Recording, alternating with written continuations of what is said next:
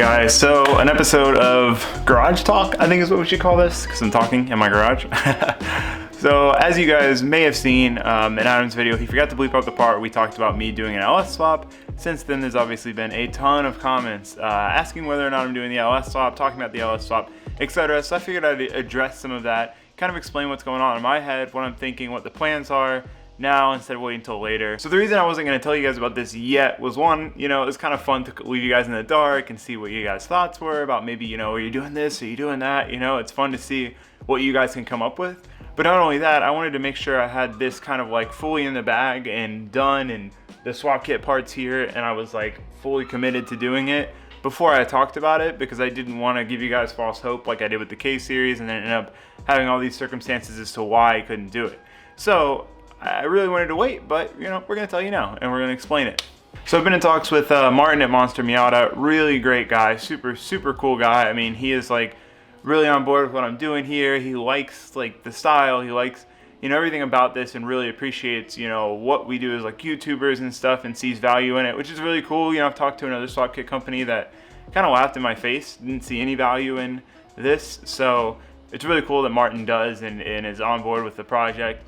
So we're working out some details. He's willing to help me out a little bit on the kit, which will be a drastic help in me getting this thing done in like 1 to 2 months as opposed to 1 to 2 years, because I do not want this swap to take a long time. I want to knock it out and it not be a forever sitting swap. So still got to figure all of that out, but we're getting pretty close to figuring it all out. So we're almost there. So the first thing I want to talk about is why not this swap, that swap, that swap, this swap.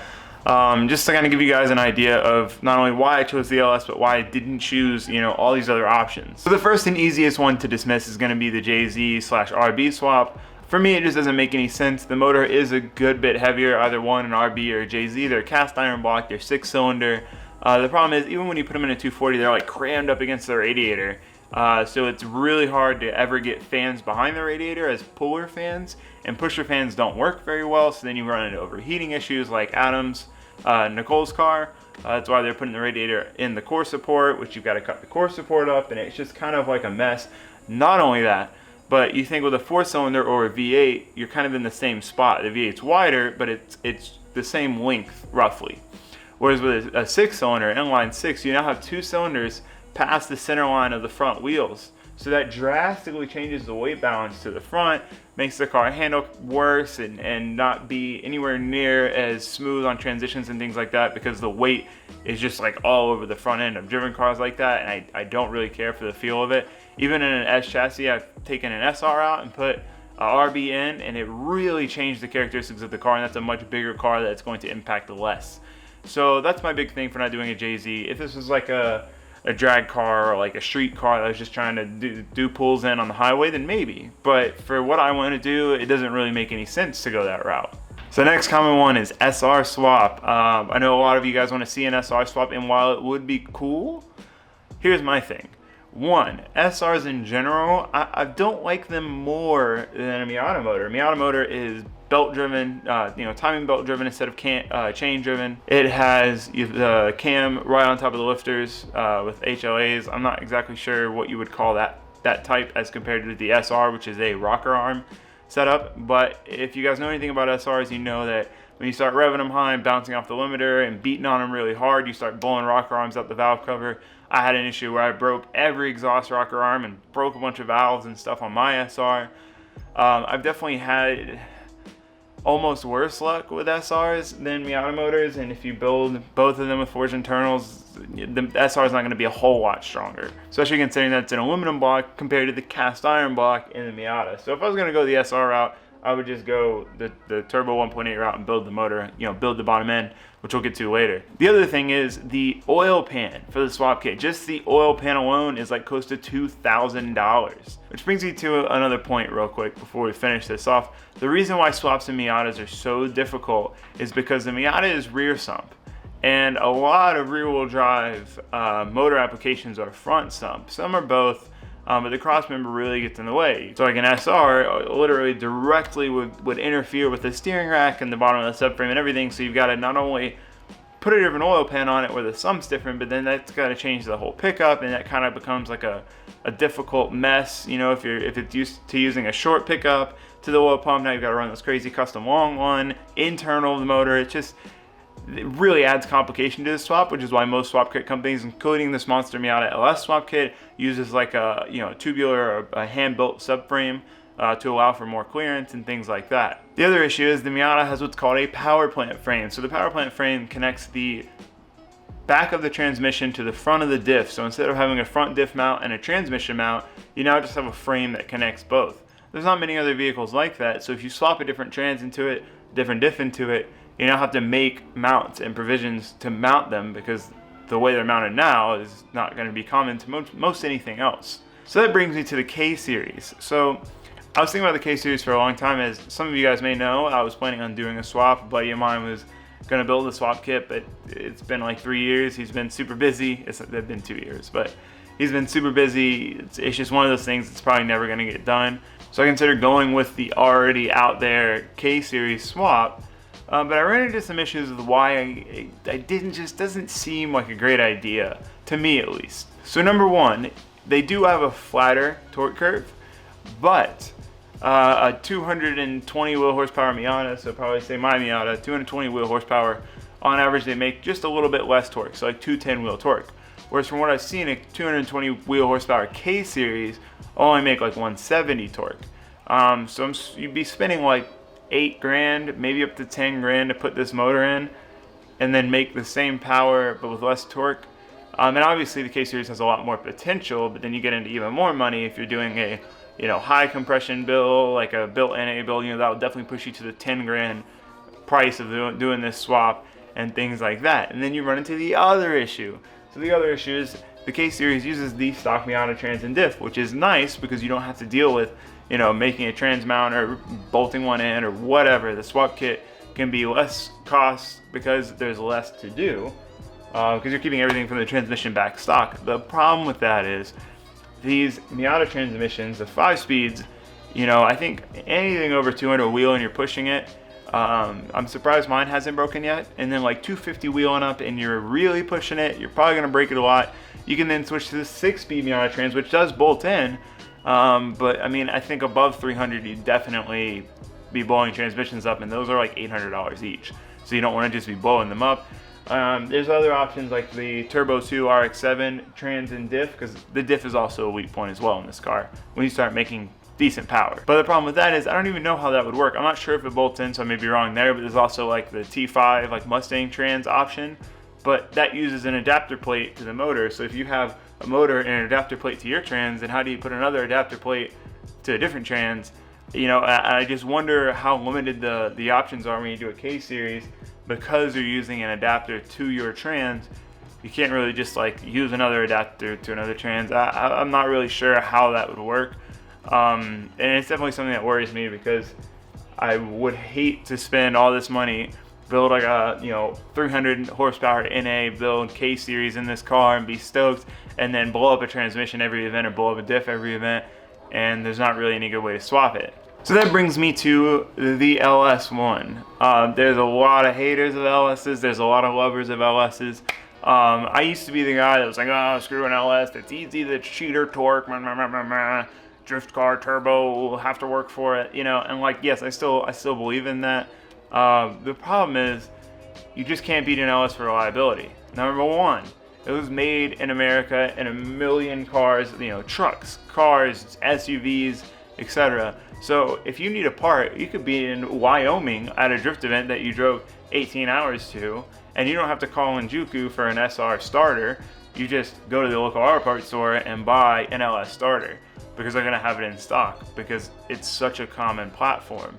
And that is a really big thing that people don't take into account. Like an RB or a 2JZ, at least those did come in like production cars here, kind of, in the non-turbo version. But like an RB, you need a water pump. You've got a special order from like Raw Brokerage. Timing belt, I mean, anything you have to get from overseas, because they never made the motor here, so you can't just go buy it from an auto parts store. So that also is a big thing to me. The other thing is, for my power goals, I'm really only looking for 350 to like 380 wheel. 400 I feel like would just be way too much in this car. but 350 to 380. So 350 to 380 wheel and just about anything else is going to cost a lot more and for sure have to be turboed as opposed to the LS. The LS, I can get that with like a cam and a tune, you know, an exhaust obviously, which is going to be in there anyway, and easily achieve that number going with the 5.7 LS1. So as much as I love turbos and all, when you add a turbo, you add a whole slew of possible failure points. Like if you have a coupler blow out, now your car's going to run terrible. If you have a crack in a coupler, I've had cracks in couplers that you couldn't even see because it was on the bottom side and the car was breaking up and leaning out and doing all this weird stuff, and all it was a crack in a coupler I couldn't see. You could have an exhaust leak before the turbo and the turbo doesn't want to spool well, and you have a lot more heat inside the engine bay and it's a lot harder to keep a turbo car cool because you have such a hot turbo and manifold setup in there, you know, just heat soaking everything. So to me, something that can make the power I want without having to add a turbo just means more reliability, and you'll come to learn that with me. I've had a bunch of kind of crazy cars and different stuff, and now it's all down to reliability. Like I just want a car that I can back off the trailer, go drive all day, not have to open the hood, and then put it back on the trailer and come home. Because I really want to drive. I want to drive more. I want to get as much seat time as possible. I want to travel and I don't have to worry about swapping a motor when I'm in Texas at a drift event that I spent all this money and drove, you know, 20 hours to get to. So reliability is very important to me. So here's where the Monster Miata swap kit really starts to make sense. So the Monster Miata swap kit is actually a little bit less than the K series swap kit. You can add and take off different parts and stuff. I'm not sure exactly what they'd be with like everything you need, but they're pretty close. Obviously, the K series is cheaper. You're looking at like $1,000 for a K series, and you use your stock trans and diff, so you don't have to buy those two things. So it does come out to be cheaper. With the LS, you need the LS, you need a T56, and you need a 4 to 7.5 or 8.8 rear diff. But the beauty in that is, you know, I do know people who've broken T56s with 350, 400 wheel horsepower figures and an S chassis with minimum 255 size tires, and in a car that weighs 26 to 2,800 pounds. When you're putting a T56 in a 21 to 2,300 pound car with 205 to 225 size tires, there's a lot less drivetrain strain there and a lot less force on all of that, the transmission, the diff, etc. So in theory, for my power levels, which are safe on a T56 and a drift car, and this drift car, it should never break unless there's just something weird, but it's definitely going to be way overkill for what I'm using it for, which is good. I like things that are overbuilt for reliability's sake. The other thing is you start shredding these rear diffs pretty easily. I don't know what the horsepower figure is that they start letting go, but it's around what we're talking about, you know, 250, 300 wheel. But with the Monster Miata kit, it is completely designed around putting a Ford 7.5 or 8.8 rear diff in there. It even has, I believe, conversion axles. So you're not only doing that, but you're also upgrading your axles. So what you end up with is putting an entire LS drivetrain and Ford T-Bird rear diff, which the diff is meant to be in a much heavier car with much bigger tires as well, all in a Miata that's white with small tires. So realistically, nothing should break, and that is an amazing thing to say. Nothing should break. It's not like, oh, we're going to be pushing the limits of this, like this is probably going to break at this. It's no, nothing should break. So I'm going to try to do this swap as budget as possible. I have to if I want to get it done any bit quickly. So we're going to go over like how cheap you can do this. I mean, I'm hoping to keep the swap under 10 grand, and I know that sounds like a lot to a lot of you. You're like, oh, the swap kit's 5 grand and an LS is like $1,000. How is it that much? Well, you know, the motor and trans are probably going to end up costing about $3,000. Swap kit's about $5,000. And then you have to include $2 grand in miscellaneous BS, and that's conservative.